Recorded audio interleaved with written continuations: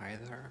It was quite a while since I did one of these videos, perhaps half a year ago, 6 months, but it feels quite recent now. I'm so used to it in some sense. But anyway,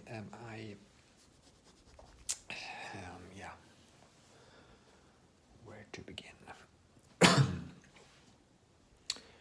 Well, I'm at a new place. I have moved from the other apartment to a new place, and I'm just about to, I need to find a job. So that's quite, important. And it's,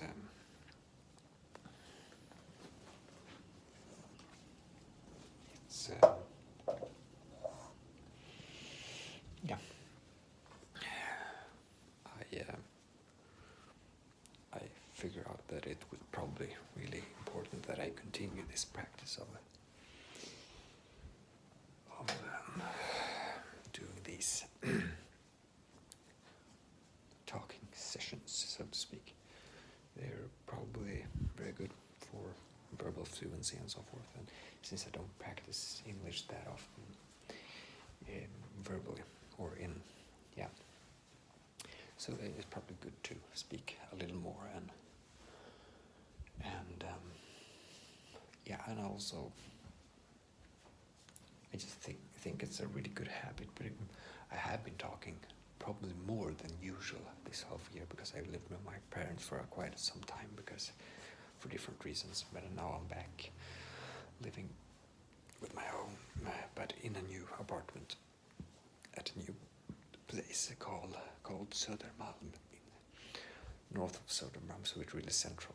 It's close to the heart of the city. So otherwise Södermalm can be quite, well, it's basically north of what you could say. I definitely, if I could have, I would have wanted to live in north Stockholm or north center of Stockholm, but now I'm in the south center of Stockholm. But I can't be too picky. I'm glad that I got an apartment for a quite decent rent and so forth. So yeah. But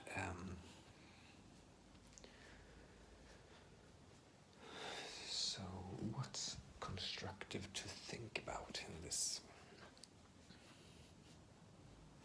Right now, there are several topics that enters my mind, like, well, I quite usually talk about how I feel, and so forth, and there are some. It's quite interesting actually to do this because lots of thoughts. I remember now when I'm talking that I quite often talked about what am I thinking about? No, what am I doing during the day? And although that's still quite central to my usual thought pattern, I think also that I'm changed. I don't think I'm not anchored in the same attitude towards that question because I'm not doing the same practices and habit like talking like this. So but quite a lot has happened, I guess. It always happens things when a period of time goes. You go in some direction in your life, and it's I don't think it's if I could have chosen, I don't think it was the optimal thing to live with my parents for almost half a year. But that happened to be what happened, and for several reasons. But I think that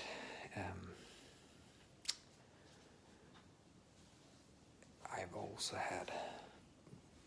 But anyway, that's the reason that I probably have talked much more recent half year, because I've lived with people you naturally talk every day, then a little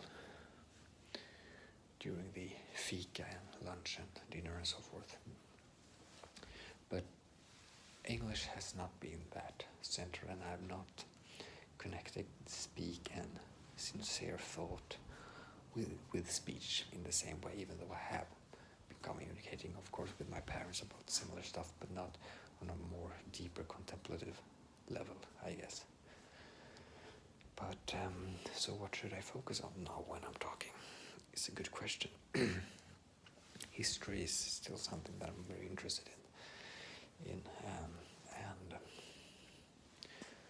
but yeah, so, and that's one thing that I think is really important and interesting: knowledge, education, or getting ahead in understanding things.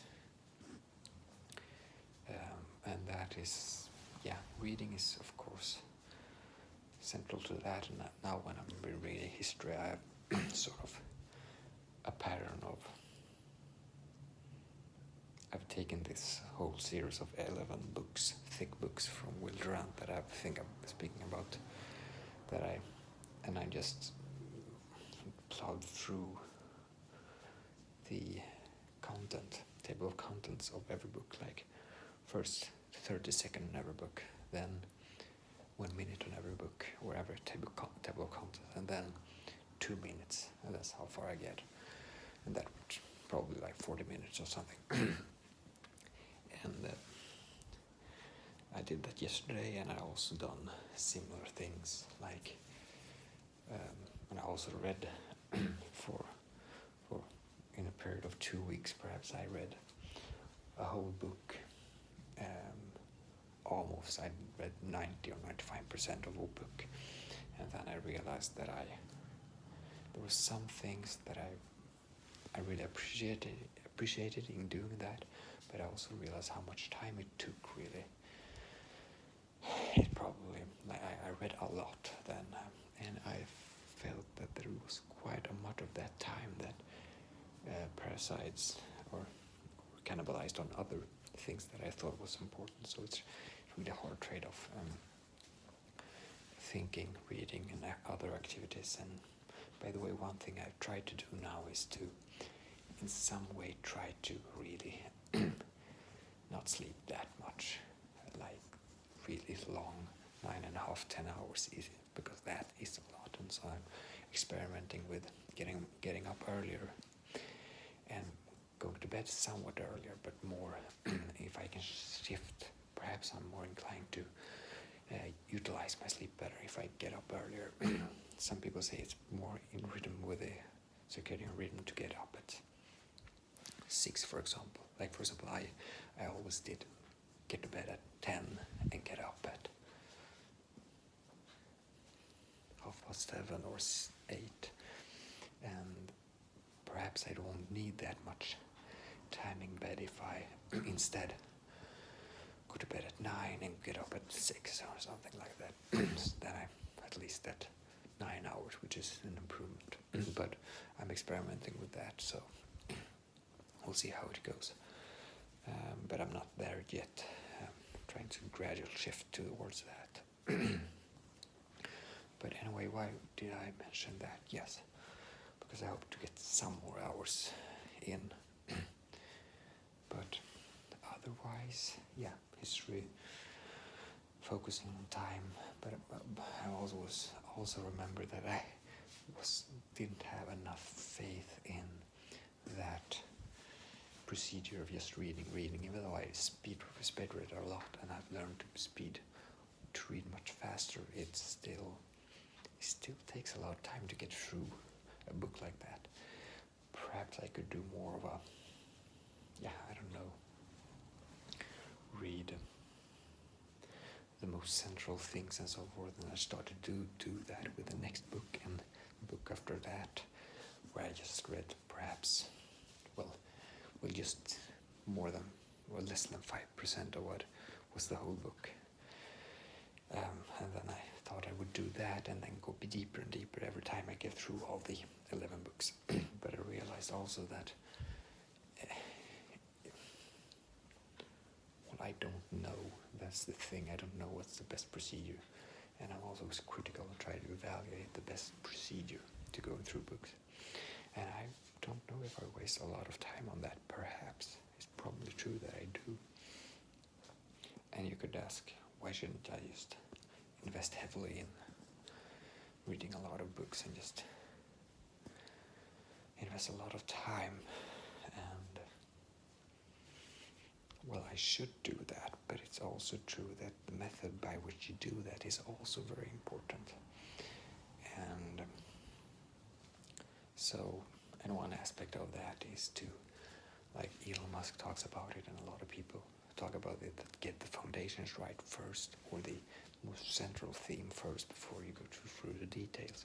And that's one thing that I have been hesitant about, that if I read that much, because there's a lot of things that don't get into my mind really when I read so much details about everything. So I perhaps should just, that's why I shift to table of contents of every book, because then you get the broad picture of all the aspects of history and just the general themes throughout history in all ages and so forth. And I think that's a very good thing. But so I will probably, since so I thought about one thing is we do like 30 seconds, then 1 minute, then 2 minutes, then always doubling like 4 minutes, 8, and so on and so forth. So that time on every book. But I realized that it's probably better to, because, okay, one thing if I do that every day, like increase the one amount every day, or something like that. But I also think that when it is such a broad topic, I think it's better to, like if you follow that procedure, the danger is that you don't take into account the development over a time for, like for example, some things needs 1 week to sort of melt, and you need several days after each other exposed to the same topic, and you need to melt. So if I, for example, start this procedure and then suddenly I end up doing 1 or 2 books just every day, because of it get longer and longer, then I will ultimately, it will be quite a long time till the next time I get to the book that I had, to the other books. Like for example, it will take only now, like I will perhaps not get through the whole series in 3 days, and eventually it will take 7 days. And so I think instead of increasing this, like always doubling, I think I should be somewhat conservative in doubling it too fast.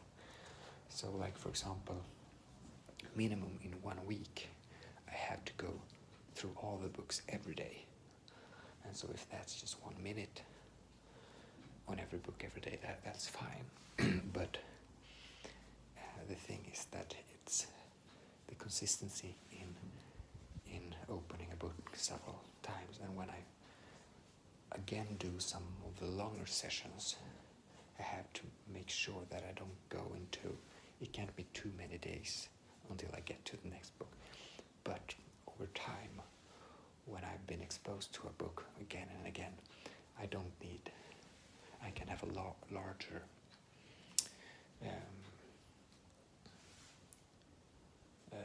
pause between, or lapse of time for getting back to the same book, because then I have still the memory present, because I've exposed to it enough times. So I shouldn't be too rigid about this doubling process here all the time, and try to, if it gets too far, if I don't spend enough time every day, then I have to go back to just taking the broad picture, so I don't get this situation where it takes too long time until I get to the next book. So the whole series is repeatedly active in my mind. So So this doubling effect of 1 minute, 2 minutes, 8, 16, 30, and so on, it quite fast gets up to, yeah, too broad spectrum of time, really, between the books. That's at least what I think. So I try to keep it for 1 or 2 weeks. I don't want to get too disattached to some books, but in general it doesn't really matter that much if I perhaps could some days between, but in general I have to stick with yeah. Anyway, I could take that too far also probably, but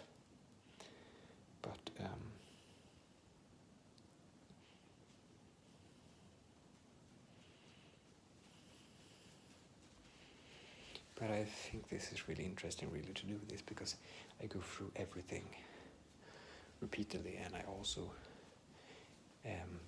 expose myself to the same thing again and again and again, so it really gets embedded and not something new all the time.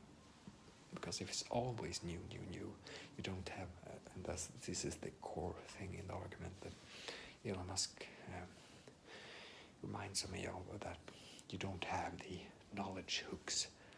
The hooks, you don't have anything for the knowledge to attach itself to, and then it won't stick.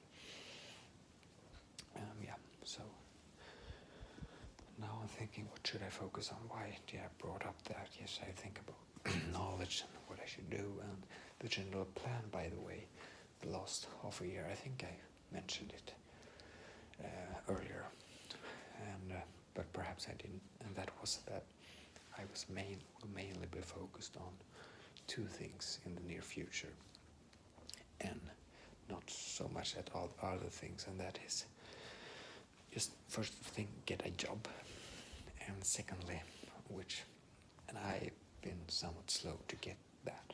I don't have it yet, but I hope to get it soon. And after that, when I've done that, then I will optimize for social interaction between people and just get my social life going much more. The plan was to do that in this autumn, and we're halfway through that. And so there are 2 reasons that I've not been able to be so focused on social. And one is that it's been this time of Corona, so people are not that inclined to meet, and there are not that many events, and if there are some that's hesitant to know if that's the right thing to do. And since I've been at home, I also have somewhat more difficulty. It's quite far to the town. Now I'm in the town, so it's more easy, but it's still the factor of Corona, the COVID pandemic, and the other reason is that I don't have a job yet, so it's better to focus on that. Although you could make the argument that you should do it simultaneously, and the other one thing will enforce the other thing, and that's probably true to some degree. So I'm not entirely sure that I'm doing the right thing. I could perhaps be more focused on social things, but it's still hard to know how much I should focus on that, depending on other issues. But I know that when I have a job, then I will definitely do that.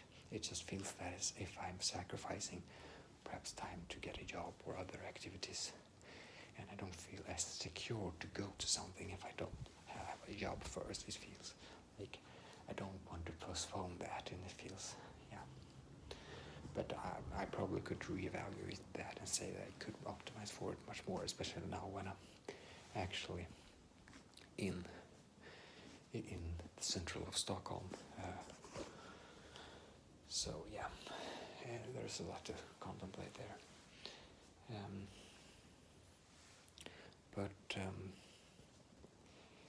So that's the main thread of my life right now. Like, get a job and get most social outgoing, because that will make it easier to find new people and attach my knowledge into social circumstances and so forth. I think that's critical. Otherwise, I'm again very focused on learning and history and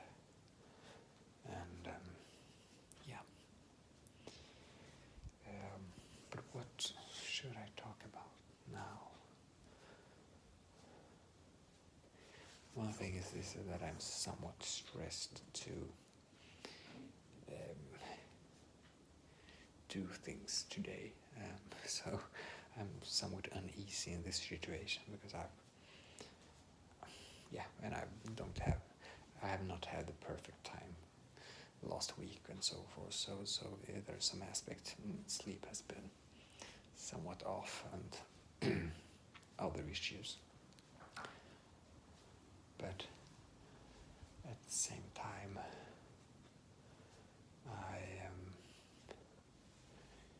I feel quite optimistic about the future, I have to say, but some anxiety comes up now and then, and although I don't see it particularly as, it's not anxiety, but I'm somewhat worried sometimes. I don't feel perfectly well, but in general I do think that I have things under control in the long term. It's just managing feelings on a day-to-day basis when there are lots of things happening, like I'm in a phase of transition, trying to get a job and so forth. So it's so in the details it feels somewhat off sometimes, but in the broad picture I'm quite content. But and one part of getting more content and doing good things is doing this video and so forth. So it feels I'm on the right track, definitely.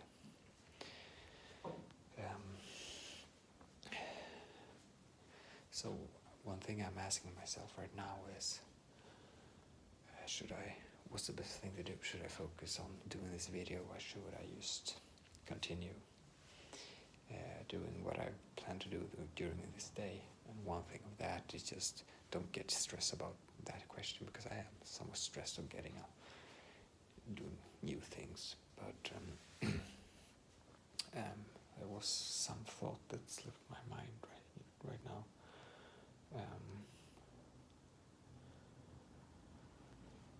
What was that? I forgot, but in general I think it's like one thing that I've been hyper-focused on recently is to really take much more care about your attitude on a daily basis. It's so damn important how you think about things. Like, for example, I've been quite worried in this discussion. I probably could have been more positive, more don't think in being contemplative it's easy to get what's the English word, gloomy, no, but to get into a negative word state of mind, which is probably not the best thing to do. So in general I think I have to remind myself of that. On a broad basis I have a very good life. I just mean, what should I, compared to history and what people have been going through in many of their lives, I am very fortunate actually. I actually am. And I have to remind myself of that I, like the opportunities I have, the country I live in, everything that's here, it's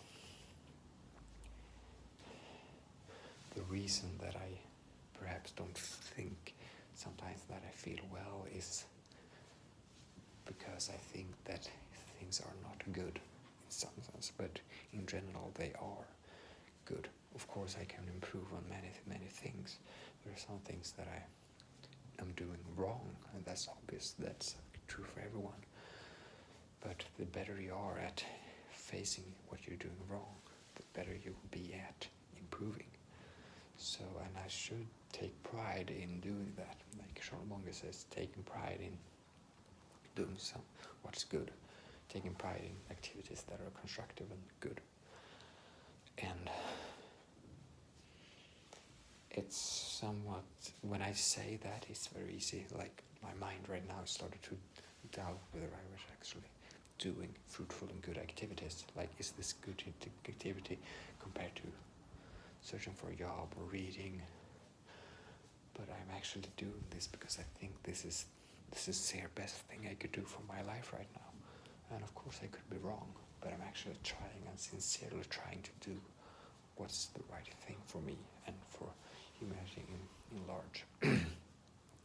So I think I should be somewhat more hesitant to blame myself and actually take pride in that I sincerely trying to do what is good.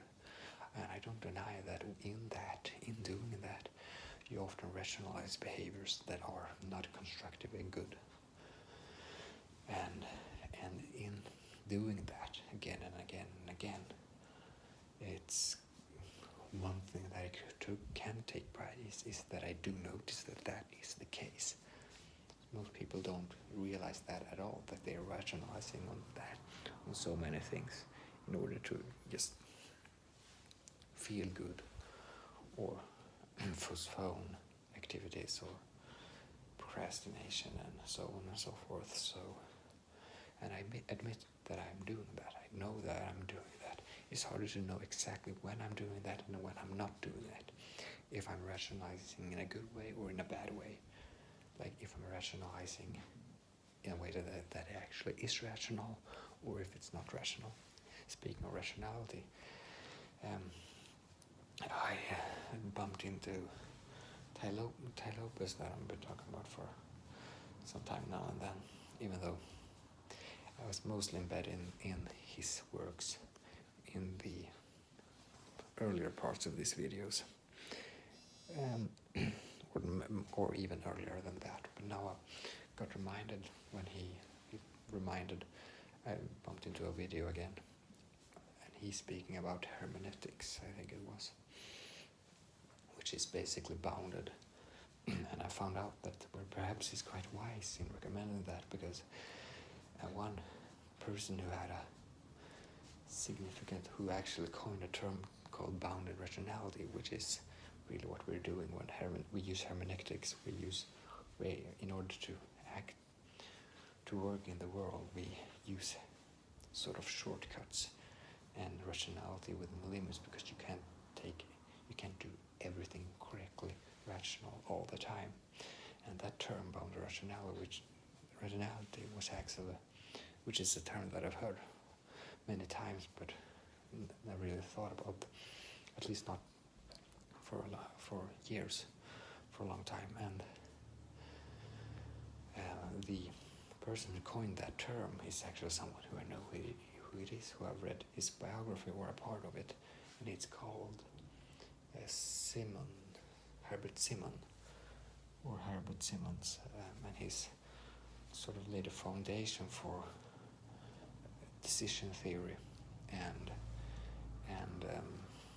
so forth. And I don't know if he's coined the term hermeneutics or pioneered in that area, but I know he's sort of foundational in decision making theory and even data science and sort of selecting or thinking. I also think that he laid the foundations that would later on lead to AI and deep learning. I think, at least he is into that direction, at least, and he said actually something that he is really wise. And one reason of that, I think, that makes me passionate and even speaking about him is because his book was recommended by Charlie Munger, and he's someone I have deep respect from, and that he connects bounded rationality, which is a concept that I think is really profound, because it illuminates how it's the missing link in my understanding, I think, to be rational. How rational can you be? And of course you can't be exactly rational in everything. You have to use some hermeneutics or some bounded rationality in order to navigate life practically, because you can't be 100% rational about everything. So how do you do that? And that's something that I found that I have missed. Like, how can I miss that? I really do want to go deep into that topic as well and see what I can get from it, and perhaps read whole of his biography or reread it. But it's again I'm always get hesitant about what made me get informed about that in the first place. Well, it was chance, and perhaps I just have to take the opportunity when it comes up. But I'm also, yeah, I think I'm in a worried state when I see an opportunity in some sense, because I, in some sense,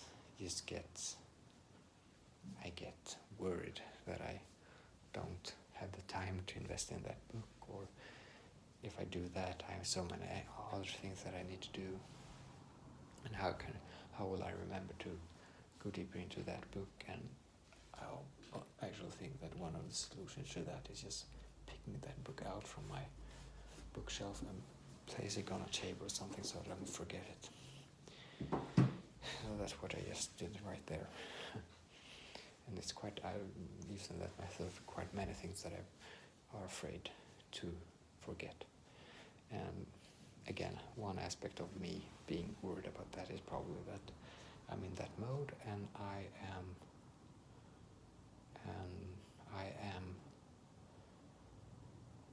I think of things that I have to do today, other than that I have planned, and I get somewhat worried about. And I think it would be very wise of me to try to get out of that, because, yeah, well, why am I that worried about it? Perhaps because I think it's another topic that I don't know fully well, and I don't know how to handle. But I think it's important to get out of that and just be positive. Why do I even think that there's a problem? That's the thing. Is there any problem at all? Probably not. I mean,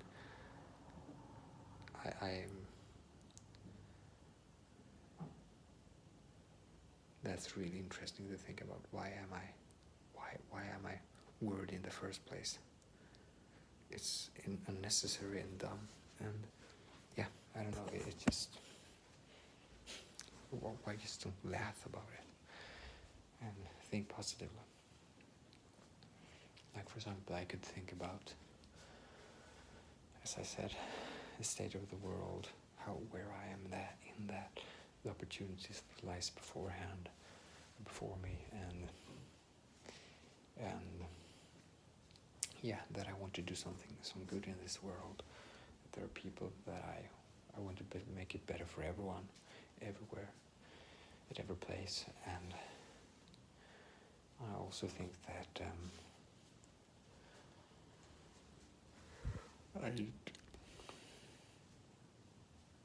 and also one thing that Charlie Munger said is that you should be very careful in trying to, if you expect yourself to be on top of the world, it's in the natural thing that in every area that you try to advance in, the bottom 99% would be the bottom 99%, and that's the truth of it. So you can't expect really to, if you expect to, you have to have low expectation, as he puts it. You can't expect to be the best in any area. You could do whatever, you could do as much as you can, but you can't expect to be like, even get less productive in thinking that you have to be the top 1% in something.